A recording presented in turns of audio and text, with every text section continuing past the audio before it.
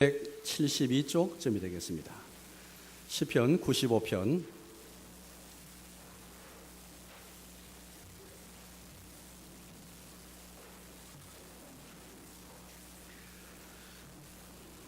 구약성경 872쪽 시편 95편 1절에서 마지막 11절까지를 제가 읽겠습니다.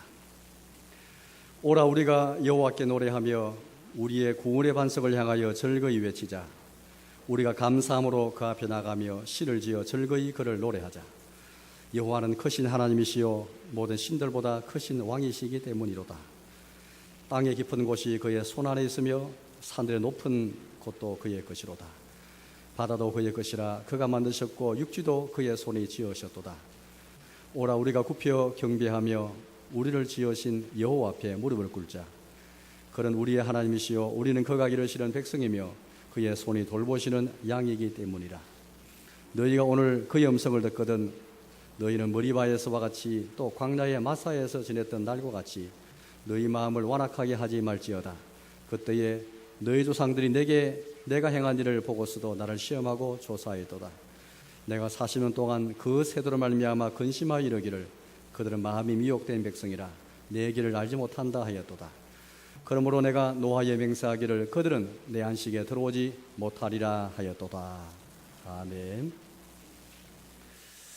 지금 제가 그리스 북부에서 이제 데살로니가에서 저 남쪽으로 아테네로 쭉 그렇게 이제 여행을 한 중에 가고 싶은 곳이 하나 있었는데요. 그것은 델피라는 곳입니다. 델피 혹은 델포라는 곳인데 그곳은 유명한 신전이 있기 때문입니다.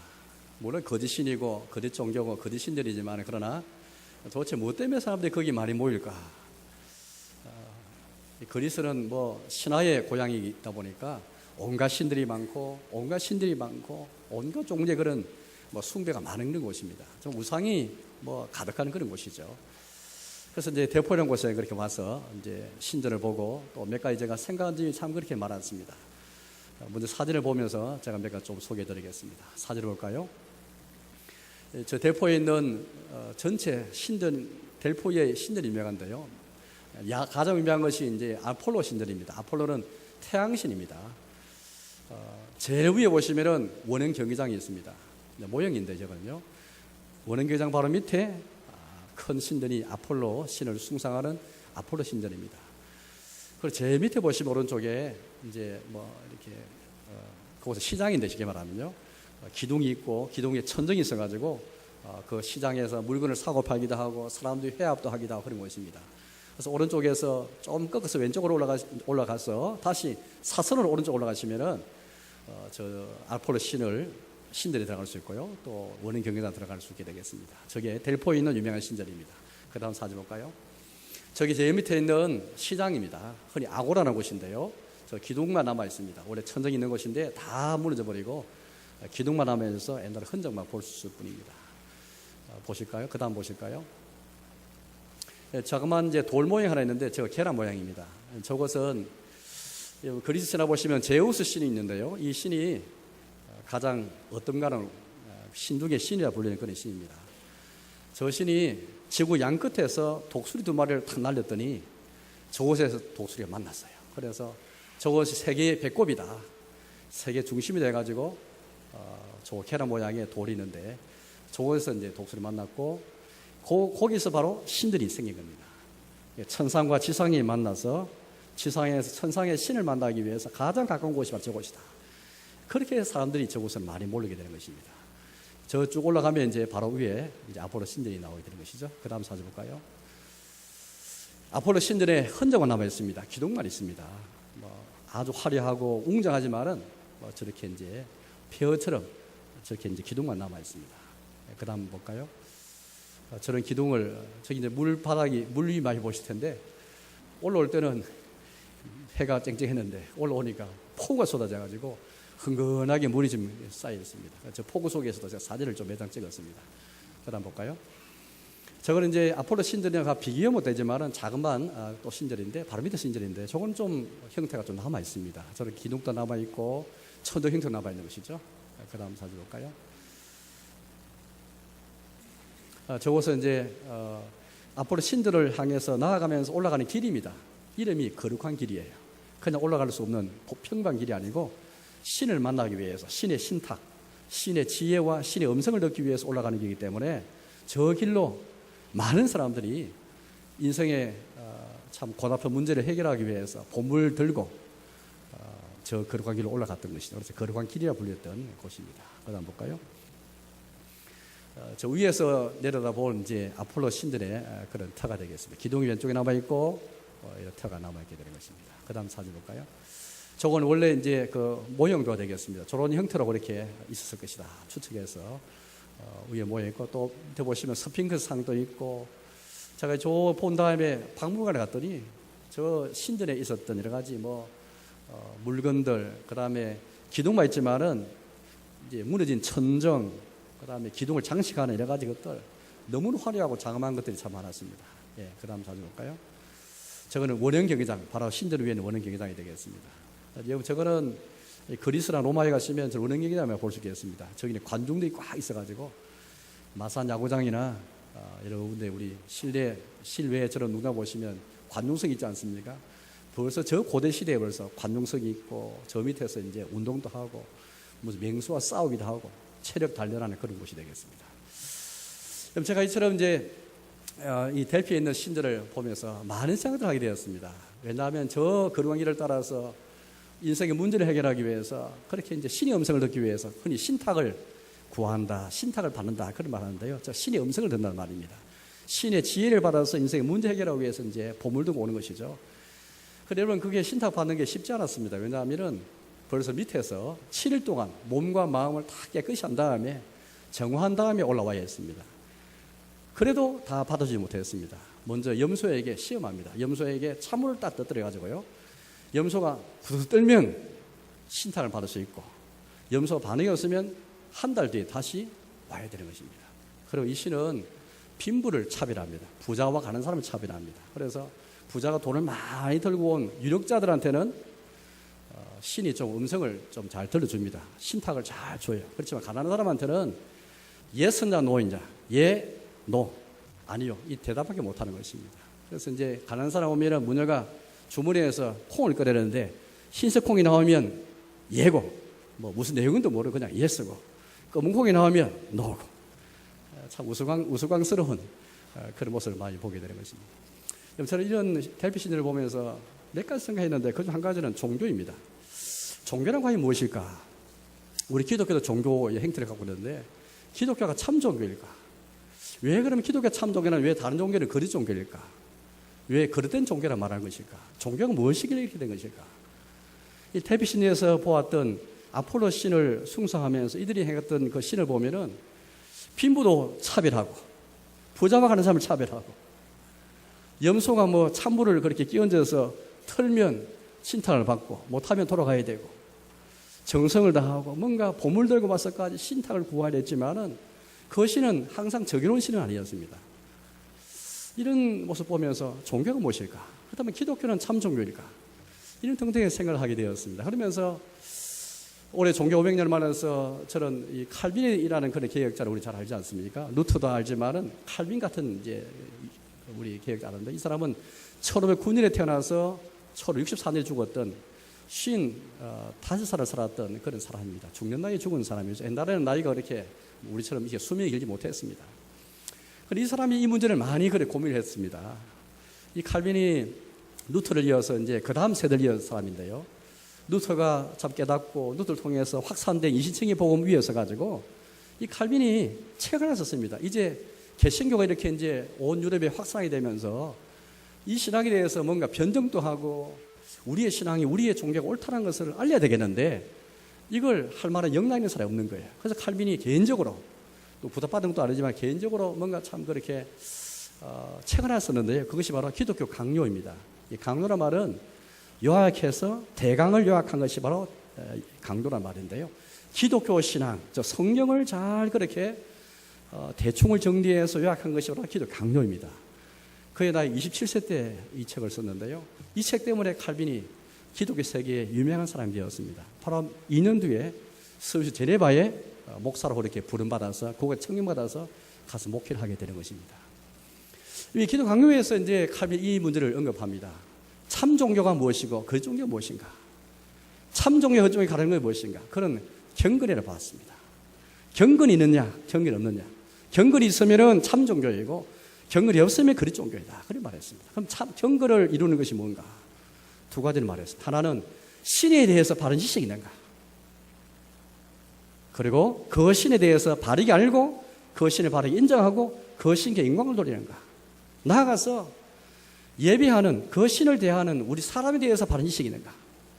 우리 자신에 대해 바른 지식이 있는가? 신과 인간에 대해서 바른 지식이 있는 이걸 가지고 경건이 있다고 판단했고 이게 잘 나타난 것이 바로 예배다라고 그렇게 생각했습니다. 그래서 그 종교의 예배를 보면은 그 종교의 경건할 수 있고 이 경건 여부에 따라서 거짓 종교냐 참 종교냐를 가릴 수 있다고 말했습니다. 그러면서 당연히 칼빈은 성경을 통해서 기독교만이 참 종교인데 왜냐하면 기독교는 참 종교로서 경건이 있는데 참 신을 알 수 있고 그 신을 인정하고 그 하나님께 영광 돌리는 이런 예배가 있기 때문이다. 그리고 예배드리는 주체가 되는 사람은 자기 자신에서 반식을 가지고 예배하는 자이기 때문이다. 여기에서 바른 예배 자세가 나왔다. 그러나 다른 종교를 보면은 겉으로 볼 때는 뭔가 위험 있고 또 경건한 자세를 가지고 예배드린 것 같지만 그러나 다 잘못된 것이다. 그러나 기독교는 참 종교이고 참 경건이기 때문에 신을 바르게 알고 사람을 바르게 알기 때문에 참 예배 행위가 나오고 참 경건이 참 경배행이 나온다.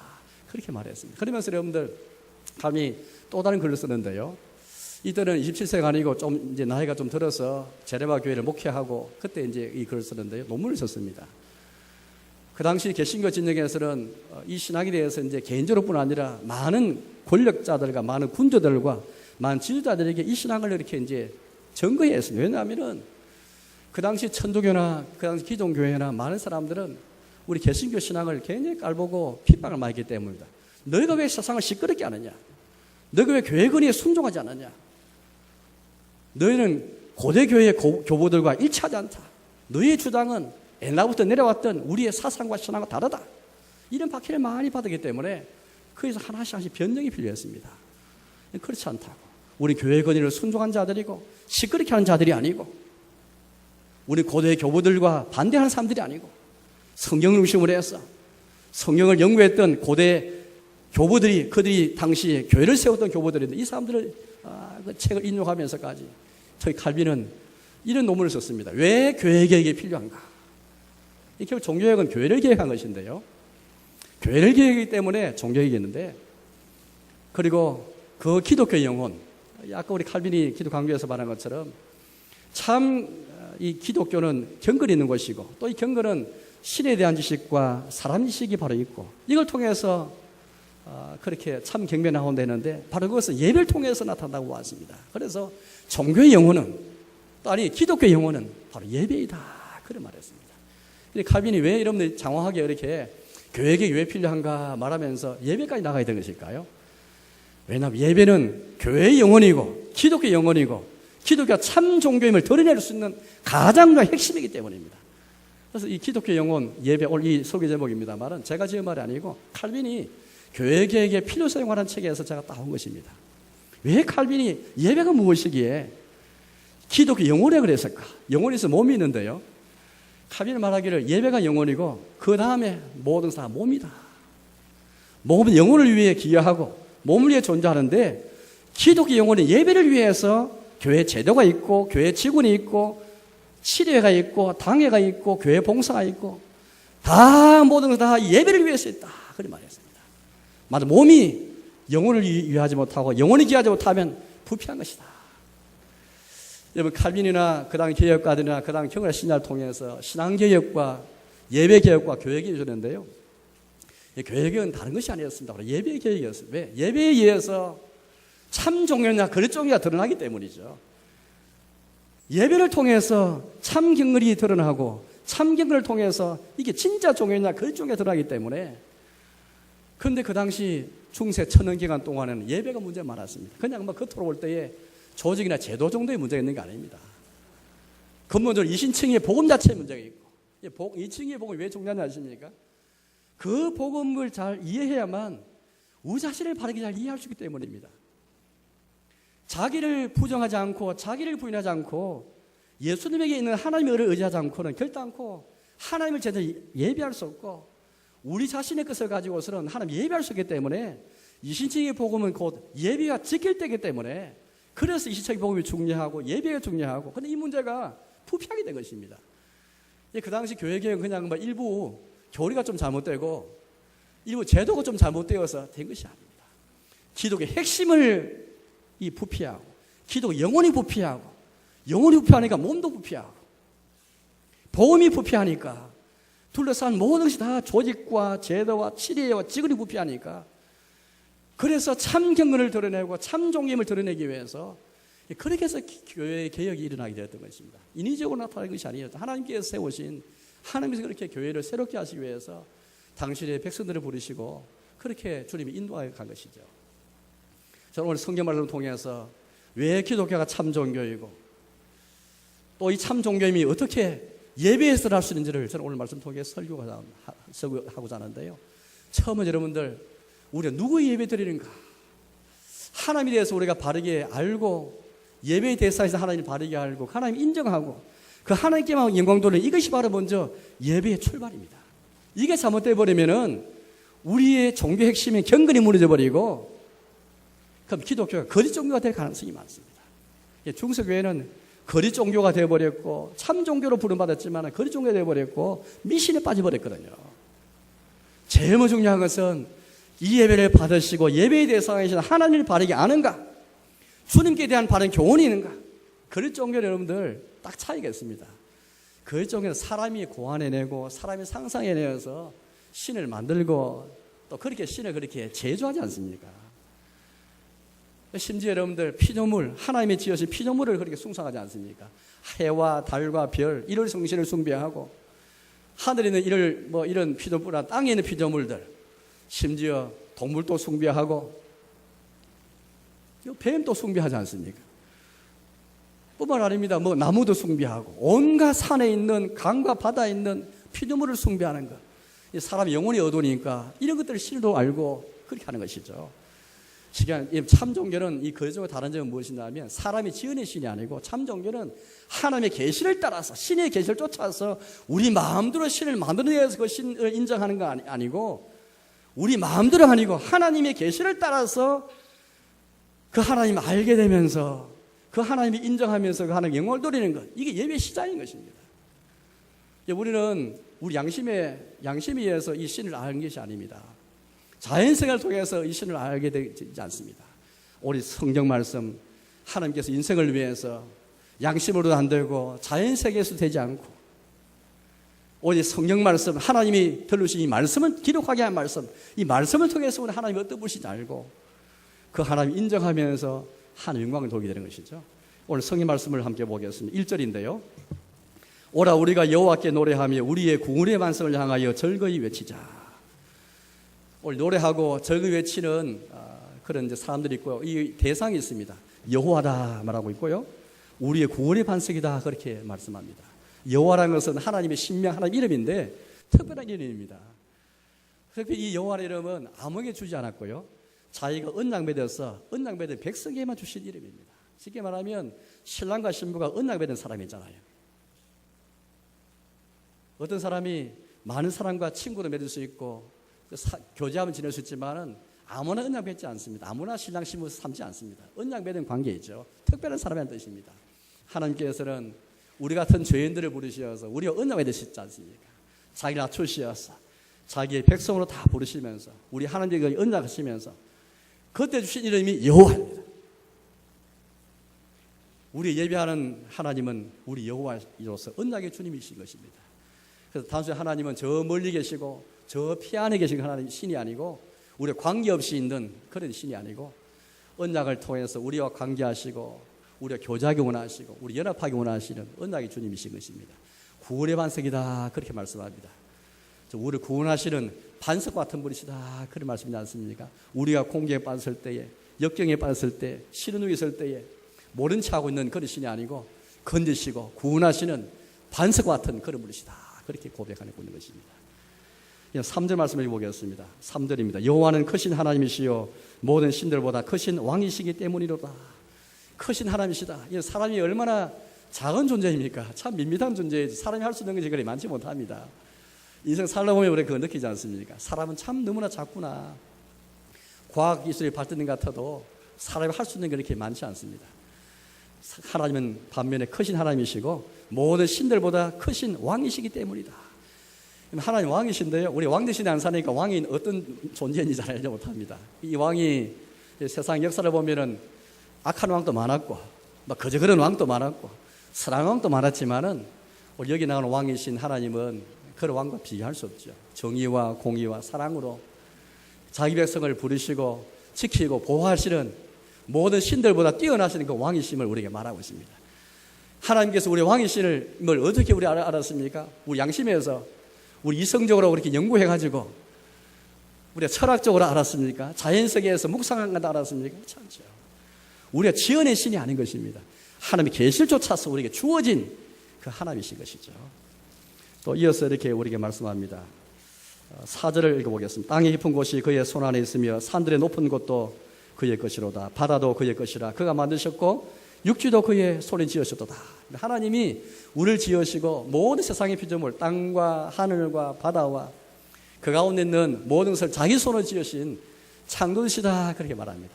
물론 어떤 분들은 양심에서 혹은 자연세계를 그렇게 탐구하면서 신이 있다, 또 그 신은 우리를 지으신 창조주다, 이런 것까지 이해할 수 있습니다.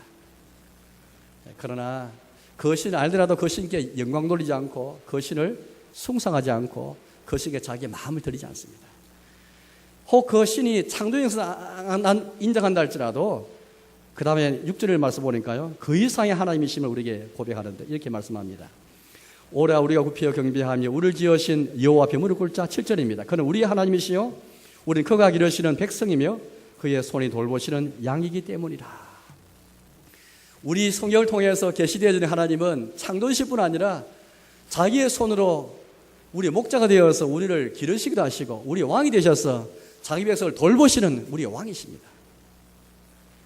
세상 종교에 많은 신들이 있고 많은 종교가 있지만 그러나 그 신이 왕이 되어서 공의와 정의를 가지고 아까 델포 신을 보았지만은 부자와 가난한 사람을 차별하는 신이 있는 것입니다.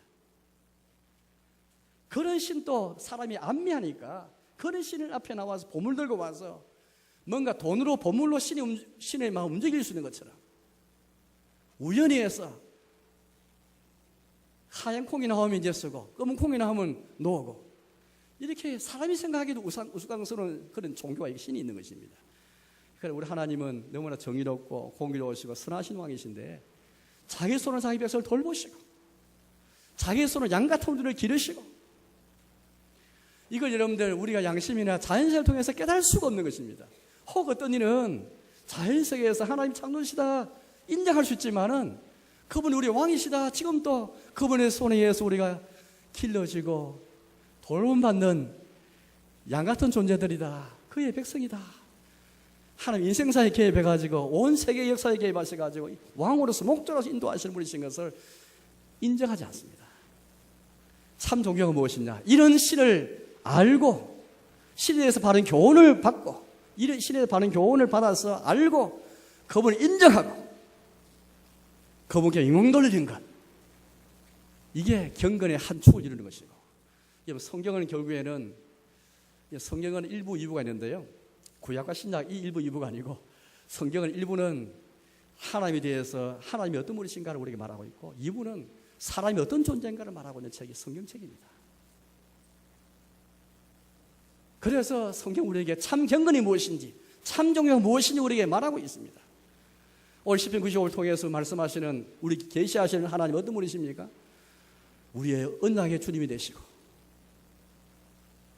크신 하나님이시고 모든 신 위에 뛰어나신 우리의 왕이시고 그 왕으로서 자기 백성을 돌보시고 목자가 되어서 양같은 우리를 기르시고 창조주이시고 이런 하나님이 우리에게 말씀하고 있는 것입니다. 여러분, 이 하나님을 인정하고 그 하나님을 영광 돌리며 우리가 살아가고 있습니까? 오늘 예배 참석했지만은 오늘 예배에 우리 이 찬송 부를 때, 우리 기도할 때에, 우리 아주 봉헌 시간에 이런 마음을 가지고 하나님 이런 분이심을 알고 인정하면서 이분께 온전히 영광을 돌리는 심령 가지고 찬송 부르고 기도하고 주님을 찾고 예배당에 나오고 봉헌하고 바로 이러한 예배가 참 경을 이루면서 기독교가 참 종교임을 드러내는 것입니다. 그러나 세상에 여러 종교를 보십시오. 이런 참 경건이 없습니다. 자기 마음대로 신을 만들어내가지고 피조물도 절하는, 사람보다 못한 피조물, 인간의 그 만물 영장이라고 온 세상 사람 다 알고 있는데, 우리는 하나님 형상이기 때문에 귀한데 만물 영장인 것을 알면서도 만물 앞에 절하고 엎드리는, 허무한데 헛하는데 굴복하는, 얼마나 그것된 신. 사람이 영혼이 어두워지니까 온갖 신을 다 만들어서 온갖 종교를 만들어서 이렇게 하게 되는 것입니다. 그런데 여러분들, 중세 천년 종교 일어나기 1000년 동안에는 이렇게 기독교가 참 종교이고 우리는 성령을 통해서 하나님을 바르게 알게 되었지만, 그러나 주님에 대해서 바른 교훈이 없으니까, 주에 대해서 문제하고 알지 못하니까 거짓 종교처럼 미신에 빠지게 되었습니다. 이스라엘 백성이 하나님께서 자기 백성이 범죄했을 때에 쿠르로 뱀을 만들어가지고 그 뱀을 쳐다보는 자가 낫는다, 그런 말씀하시고 치료해 주셨습니다. 그런데 그 사건 이후에 사람들은 뭔가 구리뱀의 이상한 효험인 줄 알고, 그 구리뱀이 여호와 하나님인 줄 알고 그 신을 숭상했습니다. 수백 년 동안 히스기야 왕 때까지 이스라엘 역사 속에서 계속 구리뱀을 보존하면서 이런 식으로 하나님에 대해서 무죄해버리면, 진리 안에서 예배 못 드리면 하나님이 형상의 수로 떨어져 버리는 것입니다. 중세천년 동안에 하나님이 그런 형상을 만들어가지고 얼마나 많이 절하고 했는지 모릅니다. 지금도 천주교는 성찬에서 우리가 떡을 뗍니다. 떡이 진짜 그 예수님 몸인 줄 알고 떡에 불과한데, 떡보다도 우리는 믿음이 중요한데, 믿음이 입으로 성찬을 받는데 믿음이 중요한 게 아니고 성찬 떡 자체가 예수님 몸이기 때문에 한 주간 내내 남은 떡을 보존합니다. 우리 교회는 남은 떡은 다 가난한 사람 구제하였습니다. 남은 떡과 남은 포도주는 가난한 사람을 위해 양식으로 사용할 수 있도록 다 구제했는데, 천주교는 그렇지 못했습니다. 예수님 몸에서 피기 때문에 함부로 하지 못하고 성당에 쫙 모셔놓고 성당에 지나가면서 고개 숙여서 숭배를 했습니다. 떡신을 숭배한 것이죠. 떡이 신이 되고 만 것입니다. 이스라엘 광야 시절에 하나님이 금송아지를 만들어가지고 금송아지를 숭배했지 않습니까? 여호와 하나님이라 생각하고 숭배한 것이었습니다. 주님에 대해서 무지하니까 하나님 여기신데, 하나님 여기시니 너희가 영과 지들이 예배할지라 말씀하시는데요, 하나님 여기시니 불구하고 우리 마음에서 영에서부터 하나님 예배하지 아니하고 형상 만들어서 예배한 것입니다. 하나님께서 무엇 때문에 우리에게 영으로 예배하라, 왜 진리 안에 예배하라 하시겠습니까? 영으로 예배한다는 말은 형상을 만들어서 예배하지 말라는 뜻입니다. 그러나 사람은 자꾸 뭔가 형상을 만들어서 하나님을, 신을 만들어 자기가 가까이 두기를 원하는 것입니다. 우리 사람이 눈이 있고 귀가 있다 보니까 신도 그런 신을 자꾸 이렇게 만들어서라도 내 가까이 두고 뭔가 쪼물쪼물 하기를 원하는 것입니다. 내 마음대로, 내 돈을 가지고, 내 명예와 권세를 가지고 내 신을 마음대로 자자지 우라는 것이죠. 인간의 탐심의 결과인 것입니다. 그러나 기독교는 인간 탐심과 관계없이 주님의 계시를 따라서 하나님이 계시되어졌고, 자기를 부정하면서, 자기를 부인하면서 철저하게 나에게는 구원이 없고, 나는 무력하고, 나는 죄인임을 깨닫고 죽게만 영광 돌리는 주님이 우리의 왕이시고 우리의 목자이기 때문에, 우리의 창조주시기 때문에, 주님 누구신지 알고 내가 누군지 알기 때문에 주 앞에 무릎 꿇고 엎드려 경배하는 것이, 그렇게 찬송 부르고 기도하는 것이 우리의 기도 예배이고, 이 기도 영혼이고, 여기에 참 경건이 나타나고 참 종교임이 드러나게 되어 있는 것입니다. 중세선 동안에 얼마나 많은 형상들, 예수님의 십자가 못 박은 못이다 해가지고, 예수님이 남긴 뼈라 해가지고, 유명한 성인들 뼈가 있다 해가지고 남긴 유품이라 해가지고 그거 가지고 있으면은 뭔가 은혜를 받고 구원만을 생각하고 또 십자가다 하나님을 생각하고, 우리는 십자가는 그냥 상징에 불과한데 십자가 자체가 신이 돼가지고, 십자가 상징 자체가 신이 되어 거기에 숭상하고 숭배하는 것입니다.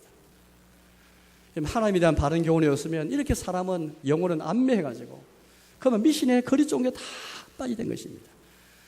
따라서 여러분들, 교회가 존재하는 한 제일 힘써야 될 것은 하나님에 대해서 바른 교훈을 가르치고 바른 교훈을 우리가 갖게 되는 것, 가장 중요한 것입니다.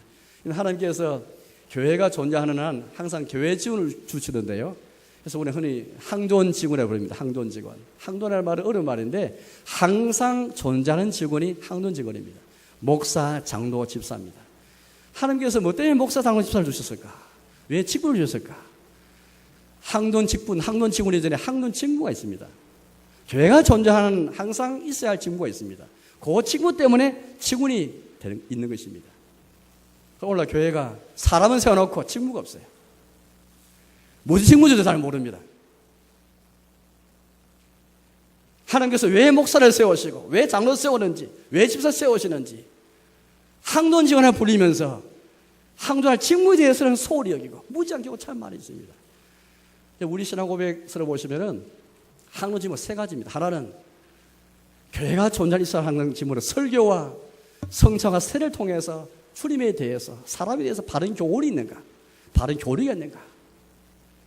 설사 교회 안에 우리가 사랑이 부족하고 또 교회 안에 분쟁이 있을 수도 있고 우리 사람이 모이다 보니 여러 가지 연약함도 있을 수 있습니다. 그러나 가장 중요한 것은 주님의 교회의 설교와 가르침을 통해서 바른 교리가 있는가, 바른 교훈이 있는가, 하나님에 대해서, 사람에 대해서 바른 교훈이 있는가.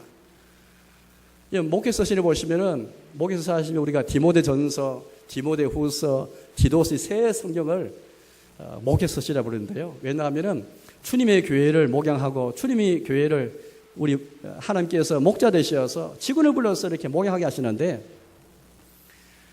필요한 지침을 우리에게 말씀하는 그런 성경이기 때문에 불립니다만은 여기 보니까 감독 혹은 장로, 목사, 집사를 말하는데요. 가장 중요한 사명은 바른 교훈을 가르치는 것입니다. 바른 교훈을 거슬러 말하는 사람을 책망하고 바른 교훈에 합당한 것을 말하고 마태복음 28장 보니까 지상명령이 나옵니다. 지상 대명령이죠. 지상 대명령이 뭡니까? 너는 가서 모든 민족을 제자로 삼고 아버지 아들과 성령을 세를 주고 그 다음에 내가 너에게 명령한 모든 것을 가르치고 지키라. 예수님 말씀하신 모든 것을 가르치고 지켜야 하는 이 사명을 다 합니다. 예수님 말씀을 통해서 우리는 하나님이 어떤 분이신지 이 사람이 어떤 분인지 바르게 잘 가르치는 것, 바른 교리를 가르치는 게 중요한데 이 교회의 사명을 다 잃어버렸습니다. 혹시 교회 안에 사랑이 부족할 수도 있고 우리가 좀 연약해가지고 혹 교회적으로 뿐 아니라 우리 개인도 보면은 세상 사람한테 그렇게 뭐 세상 사람에 비해서 탁월할 수도 없고 우리가 미비한 것 참 많을 수 있을 수 있습니다. 그러나 우리 희망이 있다면 소망이 있다면 그것은 우리 가운데 하나님 말씀이 하나님에 대해서 사람에 대해 바른 교훈이 있다면 거기 희망이 있게 되는 것입니다. 왜냐하면 하나님께서 이걸 통해서 복을 약속하시고 번성을 약속하시고 열매를 약속하시기 때문이죠. 하나님의 말씀이 바른 교훈이 주님에 대해서 바른 교훈이 우리 하나님이 우리의 왕이시고 우리 목자이시고 우리 창조주이심이 우리 여호와이심이 우리 언약의 주가 되심이 선포되어지고 가르쳐지고 인정하게 하고 영광 돌리니 바른 교훈이 나타난다면 이걸 통해서 참 경건이 나타나고 이것을 위해서 몸이 존재하고 교회 제도와 조직과 모든 게 다 필요한데 이 순서가 잘못되어 버리면 엉망이 되고 만다는 것입니다. 올해 우리가 500년 종객을 우리가 맞아서 우리가 정말 필요한 것이 무엇이고 기독교 핵심이 무엇인가, 교회의 영혼이 무엇인가, 나의 기독교 신앙의 영혼이 무엇인가, 과연 우리의 예배, 나의 예배에서 참 경건이 있는가, 하나님 이름으로 알고 인정하고 거듭 돌리는가. 교회는 우리가 다 연약하다 할지라도 이 사명, 하나님에 대해서 바른 교훈을 가르치는 것, 이 사명을 잘 감당해야 되는 것입니다. 그래야 영안에서 진리 안에서 예배드릴 수 있게 되는 것입니다. 두 번째는 우리 자신에 대해서 사람에서 바르게 하는 것입니다. 참 예배는 여기에서 나타납니다. 예배하는 이 주체가 되는 사람이 누군지 오늘 95편 말씀을 이렇게 잘 말하고 있는데요. 같이 연관됩니다. 예배 대상 이름으로시기 때문에 같이 연관이 됩니다만은 제가 나중에 7절 말씀을 보겠습니다. 7절입니다. 그는 우리의 하나님이시오 우리는 그가 기르시는 백성이며 그의 손이 돌보신 양이기 때문이다. 우리는 그가 기르시는 백성이며 그의 손이 돌보신 양이다. 우리 왕 밑에 있는 백성이고 목자의 기름을 받는 목자의 손에서 우리가 길러지는 양이다. 이 고백. 양을 목자 없이는 살 수 없죠. 백성은 왕의 보호 없이는 살 수가 없습니다. 왕이 나타나서 원수를 물리치고 우리를 인도해야 살아갈 수가 있습니다. 선한 왕이 나타나서 공의로운 왕이 나타나서 우리를 지켜줘야만 백성이 안전하게 안심하고 살아갈 수 있습니다. 근데 우리에 대한 이 자의식, 우리는 선한 목자 밑에는 양인가? 우리는 이 공의라는 왕 아래에 있는 그의 손으로 돌봄받는 백성인가? 이런 자의식이 있는가라는 것입니다. 양은 또 백성은 이런 자의식 가질 때에 자기를 부정한 사람입니다. 왕에 대해서, 목자에 대해서 조금이라도 나는 목자 없이도 왕 없이도 살 수 있어. 그렇게 말한다면 자기를 부정한 것이 아닙니다. 자기를 바르게 하는 것이 아닙니다. 양은 양의 위치를 알아야 되고 백성은 백성의 위치를 알아야 되는 것인데 중성에는 그렇지 못했습니다. 이신청이 복음이 왜 예배시키는지 아십니까? 이신청이 복음은 다른 게 아닙니다. 나에게는 아무런 공도가 없고 내가 아무리 어렵게 살아도 이 의회는 누더기옥과 같은 의회에 불과하고 내가 아무리 선행을 행해도 그 선행은 우리의 구원을 이룰 수 없고 오직 예수님 그분만이 우리의 의가 되셔서 예수님을 믿음으로 우리가 구원받고 예수님 믿음으로 하나님 자녀가 되고 예수 믿음으로 우리가 어렵다 이기름 받고 예수님 믿음으로 예수 십자가 볼 믿음으로 하나님 보좌 앞에 나갈 수 있게 된 것 내가 죄 있는 것을 깨닫고 나의 무능과 구원과 관계에서 나의 무력과 무능과 오늘 하나님 마음에 두기 싫은 완고함이 있고 나의 고집이 있고 나의 부패가 있고 비참함이 있는 이 인생을 깨닫고 가난한 마음으로 애통하는 심령으로 예배하는 대상이 이런 자의식 가지고 예배의 대상이신 왕이신 하나님께 목자이신 주님께 여호와 앞에 창조주께 무릎 꿇고 엎드려 경배하는 것 이게 참 예배인 것입니다. 그런데 여러분 이신청이 복음이처럼 없으면은 자기의 의를 의지하기 때문에 자기의 선행을 의지하기 때문에 자기를 부인하지 못하는 것이기 때문에 하나님을 바르게 자리매김할 수 없고 자신을 바르게 자리매김할 수 없기 때문에 거기에서는 참 경배에 나올 수 없습니다. 거리종교 보시면은 거리종교 그 종교 안에서 임하는 예배의 자세를 보시면 알게 됩니다. 6절을 제가 보겠습니다. 6절입니다. 오라 우리가 굽혀 경배하며 우리를 지으신 여호와 앞에 무릎을 꿇자. 하나님에 대해서 바르게 알고 자신에 대해서 바른 자의식이 있으니까 여기서 바른 경배 행위가 나왔습니다. 우리 편에서 들을 수 있는 바른 경배라는 것은 주로 찬송과 기도와 봉을 통해 나타나는데요. 우리 찬송 부를 때에 기도하실 때에 우리 주님 앞에 헌금 봉헌할 때에 이런 마음을 가지시고 또 하나님 말씀 들을 때에 예배 첫 시간부터 마지막 시간까지 이런 마음 가지고 엎드려 경배하며 엎드려 절하며 무릎 꿇고 이런 예배 자세가 있는가.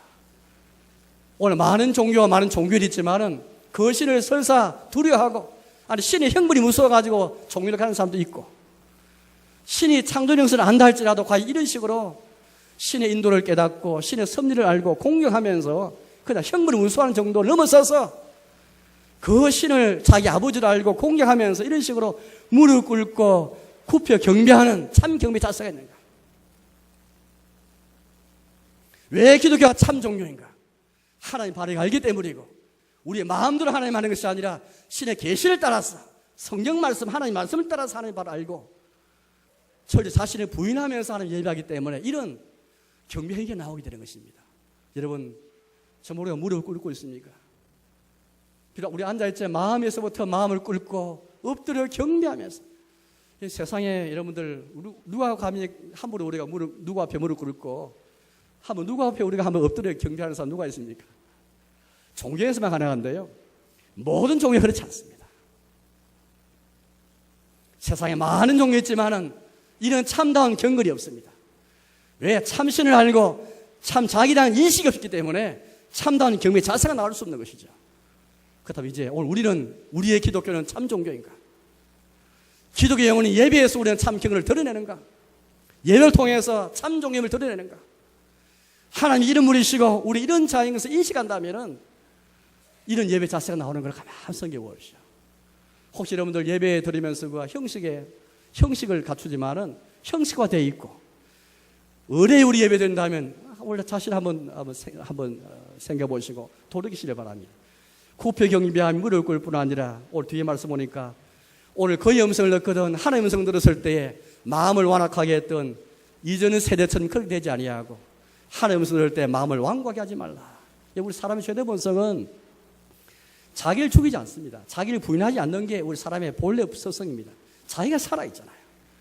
어디 자기를 변정하고 자기의 정당성을 나타내고 자기 열을 드러내는 것이 자기를 자랑하는 게 사람의 습성인데 그럼 오늘 이게 보십시오. 오늘 그의 음성을 듣거든 마음을 완악하게 하는 것은 자기를 부인하는 것입니다. 우리는 하나님의 음성을 들었을 때 우리는 하나님의 음성에 잘 귀를 기울이지 않습니다. 왜? 내가 살았기 때문이죠. 그러나 참 예배자가 되어지면은 하나님의 음성을 들었을 때 마음을 완악하지 하지 않는 것입니다. 또 10절 말씀 보니까 마음이 미혹된 백성이라 내 길을 알지 못한다 하였도다. 더 이상 마음이 미혹되지 아니하고 주의 길을 알지 못한 자가 아니고 하나님의 음성을 통해서 주의 길을 알기에 주의 음성 듣는 사람이 주의 길을 알고 이 길에서 이탈되지 않고 미혹되는 백성처럼 왔다 갔다 하지 않고 이 길로 쭉 걸어가게 되는 것입니다. 그리고 그 길의 마지막은 안식이죠. 11절입니다. 그러므로 내가 노아에 맹세하기를 그들은 내 안식에 들어오지 못하리라 하였도다. 예배의 마지막은 안식입니다. 예배를 잘 드린 사람이 천국 올라가서 주와 더불어 안식하면서 안식의 날에 들어가서 참 쉼을 얻게 되는 것입니다. 참 예배를 드리는 가운데 하나님에 대해서 바르게 알고 사람에 대한 바른 교훈을 깨우치는 가운데 바른 참개미 젖을 드리면서 주의 길을 다 걸어가면서 마침 안식이 이르게 되는 것, 우리의 마지막 그런 우리의 자리인 것입니다. 이마가 델비 신들을 보았는데요. 이번에 우리가 그 소크라테스가 한 말을 우리가 잘 알고 있는데요. 내 자신을 알라. 소크라테스가 이 말 한 걸 잘 알고 있습니다. 그런데 제가 이번에 몰랐던 것이 하나 있었는데요. 이 소크라테스가 직접 한 말이 아니고 소크라테스도 이 말을 인용한 사람이 불과했습니다. 원래 이 말은 아폴로 신전, 델피에나 아폴로 신전 앞에 문 앞에 쓰여 있는 글귀였습니다. 제가 여기 갔다 오니까 우리나라 유명한 농객가 한 사람 진중건 씨가 얼마 전에 왔다 갔어요. 가가지고 글을 썼습니다. 이 사람처럼 뭐 종교인인지 전혀 모릅니다. 그렇지만 이 사람 한 말이 재미있습니다.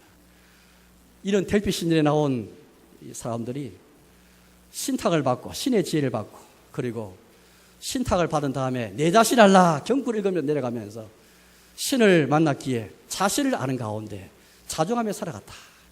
그런 짤막한 소감을 적은 글을 읽어봤습니다. 여러분, 거리 종교들이 한데 하물며 하나님을 예배하였다면 자신을 아는 것은 더 정확합니다. 하나님 아는 사람은 사람을 바르게 알고 또 사람을 바르게 알면 하나님 바르게 알고 여기 참 경건이 있고 참 예배가 되는 것입니다. 자기 자신의 죄를 아는 사람만이 자기 비참을 아는 사람만이 나에게 구원이 없음을 아는 사람만이 주님께 구원을 의지하고 기대하고 주께 피하는 사람입니다. 날마다 예수님이 나의 구원이시고 나의 구두심을 고백하면서 우리 시편 35편 말씀 보니까 내 뼛속까지 이르기를 내 모든 뼈가 다 동원해서라도 주님이 나의 구원이시다. 여호와 같은 자가 누구냐? 우리 주님에게서만 나의 구원이 이름을 알고 자기를 부정하면서 나가는 사람이 되는 것입니다. 이제 말씀에 돌아가겠습니다. 여러분, 우리 기독교는 참 종교인데 뭘 통해서 우리가 우리 기독교가 참 종교임을 드러낼 수 있겠습니까? 종교다원한 시대에 어떻게 해서 드러낼 수 있겠습니까? 경건이로 나타나야 되겠는데 이 경건은 하나님에 대해서 우리 자신에 대해서 바른 식을 갖게 되는 것입니다. 바로 거기에서 참 경배의 자세가 나오기 때문입니다. 종교역, 오병의 종교역은 바로 이런 교회개혁, 이런 예배를 개혁했고 기독의 본질을 개혁하고 중세 교회는 이 기독의 본질과 영혼을 잃어버리기 때문에 부패하고 교회개혁이 이루어지게 되었던 것입니다. 우리 자신이 어떨까요? 우리의 종교, 우리의 신앙생활은 어떨까요? 혹시 우리 예배에 문제가 있다면 다시 한번 기독교의 영혼이고 신앙의 영혼이요 교회의 영혼인 예배를 귀하게 여기고 다른 모든 것은 다 여기에서 비롯되는 선교든 전도든 봉사든 조직이든 제도든 예배를 위해서 존재하고 예배에서 나오고 예배로 돌아가서 마지막 안식이 된 것입니다. 아무쪼 참 예배자가 되시는 저와 님 되시기를 주님의 이름으로 축복합니다.